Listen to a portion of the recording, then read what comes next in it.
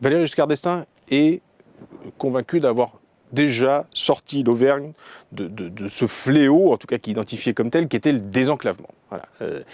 Et c'est vrai qu'il a œuvré à partir des années 60, 70, comme président de la République aussi, avec le grand plan Massif central, pour désenclaver l'Auvergne. C'est-à-dire qu'il a ouvert l'Auvergne sur le reste de la France via les autoroutes, il a ouvert l'Auvergne sur l'Europe, et quand on lui parle du TGV dans l'interview, il dit « mais c'était, si j'avais été réélu, il y aurait eu le TGV, on serait passé par le Creusot pour rejoindre Paris ». Je ne crois pas que ce soit un dossier d'ailleurs dans lequel il se soit véritablement impliqué à un moment donné.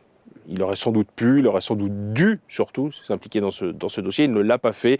Je pense que Valéry Giscard d'Estaing n'avait pas forcément perçu, à un moment donné, la nécessité, peut-être pour la compétitivité de la région, d'avoir cet outil, encore une fois, là aussi, structurant, qu'est le TGV. Quand on lui parle de son projet Avernia, qui est en fait le projet du Grand Clermont qui est débattu aujourd'hui, il dit « j'ai été combattu, j'avais raison avant tout le monde, j'avais bien compris qu'il fallait qu'on passe à une métropole de 500 000 habitants, donc qui englobait Vichy, qui englobait Brioude, qui englobait peut-être Montluçon, pour avoir l'échelle européenne. » Ça, par contre, c'est un de ses grands regrets, de ne pas avoir pu aller jusqu'au bout de ce projet important qu'était Avernia. Il avait envisagé le regroupement des régions, sujet dont on vient de débattre.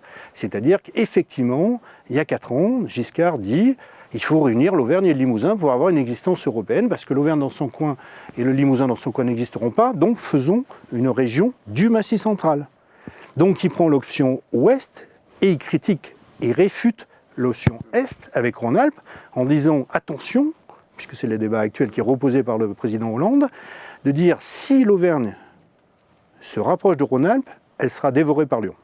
Il a aussi apporté un certain nombre d'équipements qui aujourd'hui sont des équipements phares pour la région Auvergne.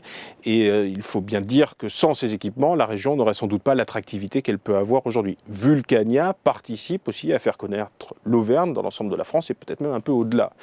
Des équipements comme la Grande Halle d'Auvergne et le Zénith aujourd'hui, on n'imagine pas qu'ils ne puissent pas exister dans l'agglomération clermontoise. Vulcania, pour lui, c'est sa signature, c'est l'œuvre de sa vie.